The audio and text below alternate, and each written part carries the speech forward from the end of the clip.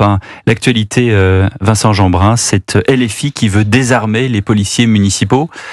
Je profite honteusement de votre présence ici, vous qui avez connu les émeutes, des émeutes d'une intensité totalement inouïe, ad hominem, puisque vous en avez été vous-même et votre famille directement victimes. Quand ce genre de proposition arrive sur la table, qu'est-ce que vous dites ?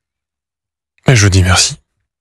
Merci Mathilde Panot d'être si franche, si honnête avec les Français, puisque elle l'a dit clairement, elle n'est pas du côté de la police, elle est du côté donc des voyous. Elle est du côté de ceux qui cassent, elle est du côté de ceux qui brûlent, parce que pour tenir des propos aussi absurdes que vouloir désarmer les polices municipales, c'est-à-dire ceux qui nous protègent. Vous avez rappelé la question des émeutes. L'hôtel de ville de la commune de l'Île-et-Rose serait un tas de cendres aujourd'hui si la police municipale courageuse et de fait armée, formée et armée, n'avait pas été là pour protéger les citoyens et les bâtiments publics. Quand Madame Panot ose dire que les caméras de vidéosurveillance, on sait pas très bien à quoi ça sert. Moi, je peux vous dire, il n'y en avait pas sur la commune de l'Île-et-Rose quand je suis élu maire.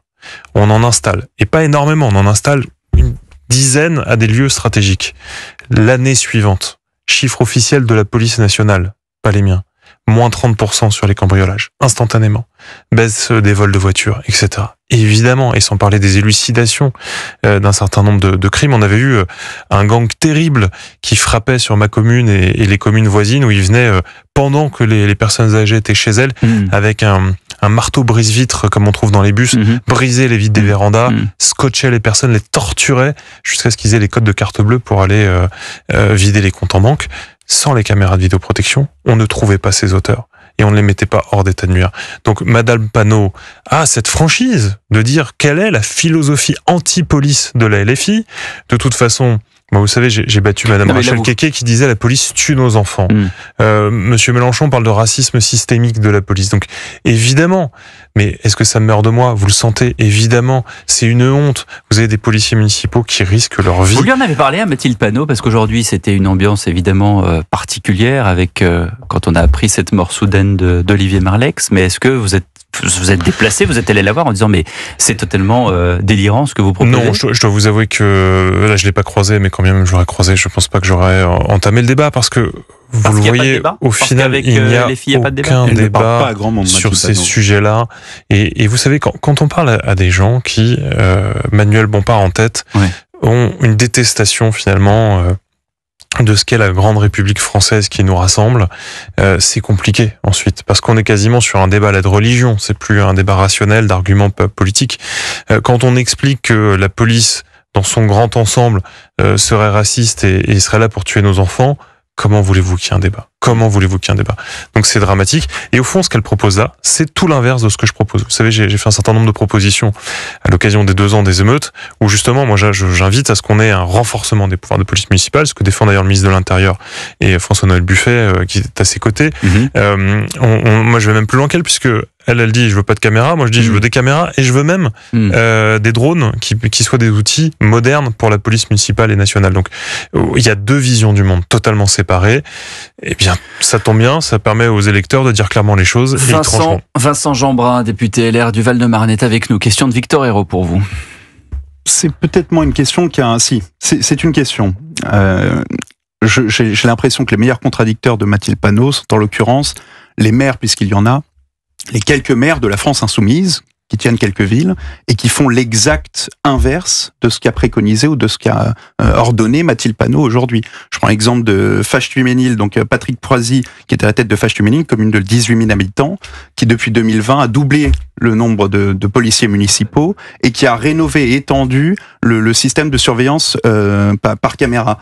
Et la commune de 9 000 habitants de Grabel, dans l'Hérault, est dirigée par René Revol, qui est un LFI, un proche camarade de Jean-Luc Mélenchon, qui lui-même a lutté jusqu'en 2022 pour ne pas installer de caméras de vidéosurveillance dans sa commune. Il est maire là-bas depuis 2008, mais en 2022, il a craqué. Il a fait installer 17 caméras de vidéosurveillance. Et en réalité, j'ai cherché le seul maire de la France insoumise, le seul qui respecte au mot près les consignes de Mathilde Panot et du programme de la France insoumise, parce que ce n'est pas que Mathilde Panot, c'est le programme de la France Insoumise.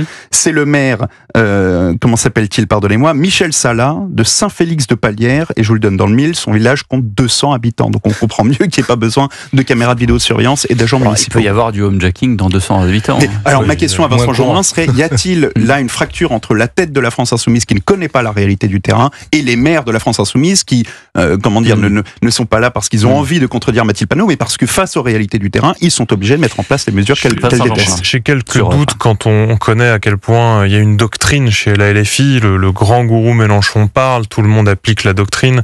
Donc je ne suis pas certain que les exemples que vous donnez soient une forme de rébellion ou d'indépendance ou de prise de conscience soudaine des collègues. Il y a deux choses. D'abord, vous pouvez avoir un maire LFI, mais il peut avoir une majorité très diverse. Et en fonction de la taille des villes, vous savez, il y a même des villes où c'est au panachage, donc ça peut être très différent. Et puis vous avez un cas comme j'ai eu dans la ville voisine de Fresnes, vous savez, où il y a la prison de Fresnes, où la ville de gauche avec des LFI en son sein qui refusaient toute forme de vidéoprotection, c'est le préfet de région qui a fini par obliger la commune à installer de la vidéoprotection autour du centre pénitentiaire.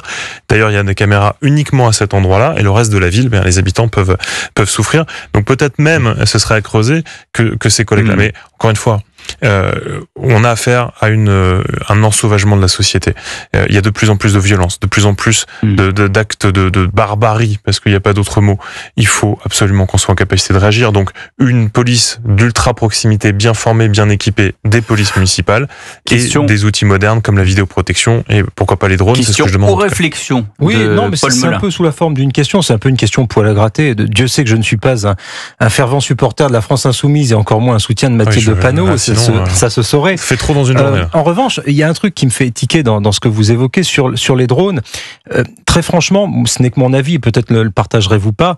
Je pense que la politique sécuritaire ne se résume ni aux caméras, ni aux mesures qu'on est en train de réfléchir dans une sorte de concours Lépine, du genre drone, reconnaissance faciale, etc., etc. Je suis pour la sécurité. Je m'inquiète, comme vous, de l'ensauvagement de notre pays, mais je ne suis pas sûr que, en allant dans une forme de surveillance de masse, nous gagnions beaucoup en sécurité. Je crois que nous gagnerons en contrôle, un peu à l'instar de ce qui s'est passé pendant le Covid, mais je suis pas sûr que l'on gagne en sécurité. Donc, autant sur la police, le renforcement des moyens de la police ou la vidéoprotection, je m'y suis un peu fait, mais attention à la dérive aussi pour nos libertés. Réponse de Vincent Jeanbrun. Question très intéressante. Il me s'agit surtout pas d'avoir des drones qui volent au-dessus de notre tête toute la journée. C'est pas du tout l'objectif. En revanche, vous avez plein de situations dans lesquelles pouvoir déployer, dans le cadre d'un appel d'urgence, un drone, ça change des destins. À l'Île-et-Rose, pendant une certaine période, nous avons utilisé avec la police municipale des drones. Avant, ce n'était pas interdit. Donc on l'a fait dans un cadre strict, respectant ce que la loi permettait. Depuis, ils ont légiféré au Parlement avant que j'arrive, et ils ont interdit l'usage des drones aux polices municipales. Qu'est-ce qu'on faisait pendant cette période ? Eh bien, on faisait décoller un drone pour surveiller une manifestation particulière, un événement, quand je dis manifestation, un événement festif, un marché de Noël, ce qui nous permettait d'éviter des phénomènes de bande, parce qu'on les voyait arriver de loin, c'est une première chose. On a eu une grande course, des milliers de participants, une fusillade dans les rues de la ville. Fusillade. Là, vous savez pas quoi faire. Est-ce qu'il faut évacuer ? Est-ce qu'il faut, au contraire, garder les gens dans le stade pour empêcher ? On était en pleine période terroriste. Le drone aurait permis d'aller faire un point de situation. Et un exemple encore plus poignant. On a un appel. Poste de police municipale. Un homme avec un couteau poursuit une femme dans la rue. Il s'agissait de l'ancien mari qui voulait se venger. Le temps que le véhicule de police municipale arrive sur site, le couple en question disparaît dans un ensemble de tours. Le véhicule de police est d'un côté, l'ex-mari est en train de poignarder sa femme de l'autre côté de la tour. Un drone vole à une vitesse telle qu'en moins de 30 secondes, il aurait été sur site. On aurait une vue d'ensemble, on aurait pu empêcher que cette dame qui, heureusement, est restée en vie, ne se soit pris ses coups de couteau. Donc, encore une fois, il s'agit pas de faire ça. Et un dernier Ce que vous dites, Vincent Jeanbrun, c'est que c'est pas 1984 d'Orwell. Non, pas du tout. C'est juste je me méfie toujours. Je veux défendre des vies. Exactement. Je veux défendre les libertés. Et comme la première des libertés, c'est quand même la sécurité, eh bien, je pense qu'il faut qu'on s'outille. Surtout que les délinquants, les trafiquants, les narcotrafiquants, eux, ils sont hyper connectés. Ils sont à la pointe de la technologie. Il est beaucoup Snapchat, notamment. À une époque, pas que, mais à une époque, vous rentriez dans un hall, il y avait une très forte probabilité, en regardant dans les lames du plafond, de trouver le stock de cam. Alors, ils en stockaient peu, mais malgré tout, on les embêtait. Aujourd'hui, c'est trop facile. Vous avez une pince sous le drone. Le drone, il est sur le toit d'un immeuble totalement inaccessible à 18 étages au-dessus de nos têtes, et uniquement quand, hop, le peu de quantité de drogue qu'il y a sur soi vient à manquer, on fait descendre le drone, on récupère un peu de matos, le drone y remonte, et en fait, vous voulez demain interférer avec ces drones-là, le seul moyen, c'est d'avoir des drones d'intervention. Oui. Ce que peuvent avoir la gendarmerie, par exemple, ou les centrales nucléaires, vous savez, pour des drones pour intercepter les autres drones. Aujourd'hui, les narcotrafiquants, ils nous attendent pas. Donc, il faut, à un moment donné, se dire, soyons pragmatiques et donnons, dans le respect des libertés individuelles, un certain nombre d'outils. Moi, ça me paraît fondamental. Et je rajouterais même que vous avez aujourd'hui des cambriolages qui sont terribles parce qu'ils utilisent vos clés avec des drones, puisque le drone passe par le balcon, vous êtes au 12e, au 18e, vous dites, je claque la porte, j'ai pas besoin de fermer la fenêtre du balcon. Le drone passe, il récupère vos clés, vous savez, on a tout ce petit vide-poche à l'entrée, là. Il refait le tour. En plus, comme ils sont passés dans votre appart, que personne n'est venu, ils savent qu'il y a personne. Et donc, il y a ces besoins-là aujourd'hui.